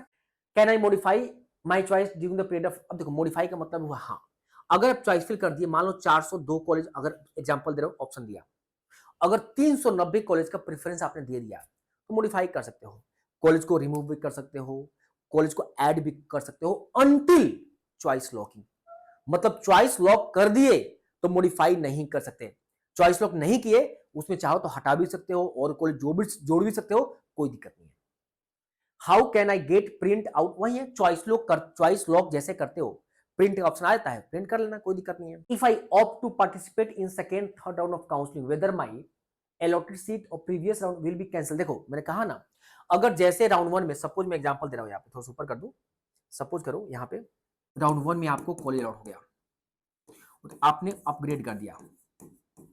देखो जब भी मैं अपग्रेड लिख रहा हूं ना, इसका मतलब जरूर है आपको सीट अलॉट हुआ है, अब राउंड 2 के लिए आपने अपग्रेड किया है, तो जैसे यहाँ पे कॉलेज अलॉट होगा ये कॉलेज आपको कैंसिल हो जाएगा, कैंसिल ऑटोमेटिक हो जाएगा।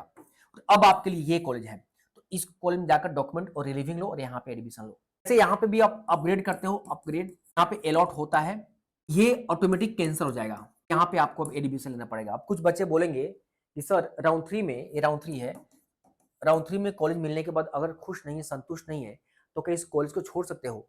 अगर इसको छोड़ते हो ये भी कैंसिल हो गया है, ये भी चला जाएगा, और उसके बाद एमसीसी राउंड 3 में आपको काउंसिल से अगले राउंड के लिए बाहर कर देगा, सिर्फ स्टेट बचेगा। तो ध्यान से रूल रेगुलेशन को माइंड में रखते हुए आप सभी को आगे देखना है। चलते हैं। If I get an upgrade seat during a subsequent round can I join that college directly? नहीं, डायरेक्टली ज्वाइन करना होता है, बताया ना कि पहले आपको कॉलेज में जो एडमिशन है वहां जाकर डॉक्यूमेंट लेना है, रिलीविंग लेटर लेना है, ऑनलाइन आपको कॉलेज रिलीव करेगा, मतलब एमसीसी को बताएगा ये बच्चा को रिलीव मैं कर रहा हूं, ऑनलाइन जनरेट प्रिंट देगा और वो डॉक्यूमेंट लेकर जो भी अपग्रेडेड कॉलेज है वहां पे जाकर आपको एडमिशन लेना पड़ेगा। In case I get an upgrade seat but in the same college but because of the chance of category. अब देखो सेम कॉलेज, एक क्वेश्चन आता है, कई बच्चे कहते हैं कि सर मुझे एक बात बताइए, सपोज करो कि मुझे ये लाल से मैं कर दूं, ऑटोनोमस स्टेट मेडिकल कॉलेज मिला, मेडिकल कॉलेज हरदोई मिला, ये मुझे मिला राउंड 1 में मैंने अपग्रेड किया और ये सेम कॉलेज यहां मिल गया मुझे राउंड 2 में, सेम कॉलेज राउंड 2 मिल गया। तो पहले तो गलती आपने खुद किया है, जब राउंड 2 में आपने चॉइस फिलिंग किया तो इस कॉलेज को क्यों डाला, नहीं डालना चाहिए पहला बात। अगर डाल दिया, अगर सेम कॉलेज मिल भी गया तो फिर से आपको जाकर एडमिशन का फॉर्मेलिटी सेम उसी तरीके से पूरा करना पड़ेगा। अगर कुछ बच्चे सोचते हैं कि राउंड 1 में अगर कुछ जो कॉलेज मिला राउंड 2 में भी वही कॉलेज मिल गया तो हमें तो एडमिशन दोबारा नहीं लेना पड़ेगा। अगर एमसीसी के पोर्टल पे दिख गया राउंड 2 में कि ये कॉलेज अलॉट हुआ है तो आपको फिर से प्रोसेस करना पड़ेगा। आई होप आपको समझ में आ गया होगा। तो जो भी मैंने आप सभी को बताया आई थिंक आपको समझ में आ गया होगा, इसमें किसी प्रकार का आपको दिक्कत नहीं होगा। एक बात मैं आपको बता दूं, जब भी आप सभी को मेरे काउंसलिंग प्रोग्राम से ज्वाइन करना है, आप सभी गोल एमबीबीएस डाउनलोड कर लीजिए, लिंक दे रखा है, और डायरेक्ट कोर्स को परचेज कर लीजिएगा। परचेज करते ही मेरा आपका इंफॉर्मेशन मेरे पोर्टल पे आ जाएगा और तुरंत 1 घंटे के अंदर आपको ग्रुप मिल जाएगा, मेरा पर्सनल नंबर मिल जाएगा और आपका काउंसलिंग का प्रोसेस शुरू कर दूंगा। इसमें स्टेट या ऑल इंडिया कोटा का सभी व्हाट्सएप पे नोटिफिकेशन मिलेगा, कॉलेज का डिटेल आपको दूंगा, जो बताया था ना हरदोई कॉलेज का जिस तरीके से डिटेल, वो कंप्लीट आपके स्टेट के सभी कॉलेज का मैं दूंगा। अदर स्टेट का भी चाहते हैं वो भी मैं आपको दूंगा। Cut off, fee structure, bond information, सभी डाटा मैं आपको दूंगा। मेरा पर्सनल नंबर आपको मिल जाएगा, आप डायरेक्ट फोन कभी भी कर सकते हैं, चैट कर सकते हैं। प्रेफरेंस लिस्ट आपका रैंक के अकॉर्डिंग मिलेगा। सबसे इंपॉर्टेंट डिसीजन मेकिंग जो मैं समझा रहा था, ये डिसीजन मेकिंग बहुत हेल्प आएगा। अभी तो मैं एमसीसी का समझा रहा था, जब स्टेट का होगा और दोनों पैरेलल में चलेंगे तो बहुत सारे कंफ्यूजन होते हैं। बेस्ट कॉलेज कौन सा मिलेगा वो मैं आपको बताऊंगा। मेरा ये 4999 आप पेमेंट करके लेना है, नॉन रिफंडेबल है, ठीक है। बहुत सारे बच्चे कहते हैं पेमेंट करने के बाद सर मुझे काउंसलिंग नहीं करना है, ऐसा नहीं कीजिएगा, सोच कर लीजिएगा, ठीक है। पेमेंट करने का प्रोसेस ये होता है कि एप्लीकेशन पेमेंट करते हैं तो बहुत सारे चार्जेस कट जाते हैं, तो फिर आपको इतना अमाउंट पेमेंट कैसे मैं करूंगा। एप्लीकेशन है, वहां पे हैंडल करने के लिए टीम बैठा हुआ है, ऑटोमेटिक गूगल खुद बहुत सारे टैक्सेस चार्जेस काट लेता है, ठीक है। चलिए, और ये प्लान, बेसिक प्लान में मेरा फोन नंबर आपको नहीं मिलेगा, बाकी सभी इंफॉर्मेशन, नोटिफिकेशन, डाटा वगैरह आपको मिलता रहेगा। तो बेटर है कि गवर्नमेंट एमबीबीएस बीडीएस के लिए लीजिए आप, मैं खुद आपका काउंसलिंग करूंगा। और डीम्ड प्राइवेट एमबीबीएस बीडीएस किसको लेना है, और इसके बाद अगर आप चाहते नहीं मुझे आयुष या वेटनरी या नर्सिंग कराना है या तीनों को करना है, तो आप सभी 3499, या चाहते कि नहीं मुझे कंप्लीट पैकेज भैया का चाहिए, गवर्नमेंट एमबीबीएस हो, बीडीएस हो, वेटनरी, नर्सिंग, आयुष, सभी का ट्राई करना है, तो 6999 आप जाइए ना गोल एमबीबीएस पे, वहां पे आपको दिख जाएगा। या आप सभी चाहे तो इस पे यूपीआई कर सकते हैं और इसी नंबर पे आपको व्हाट्सएप कर देना स्क्रीनशॉट जो पेमेंट कीजिएगा। चलिए, अभी के लिए कोई भी डाउट हो आप सभी मुझे इस नंबर पे संपर्क कर सकते हैं। ये वाला नंबर ऊपर थ्रो करते हैं, ये नंबर 8409563621, ये भी नंबर पर संपर्क कर सकते हैं। कभी कभी ये नंबर बंद रहता है बट ये नंबर 24 आवर ओपन रहता है, व्हाट्सएप भी 24 आवर ओपन रहता है।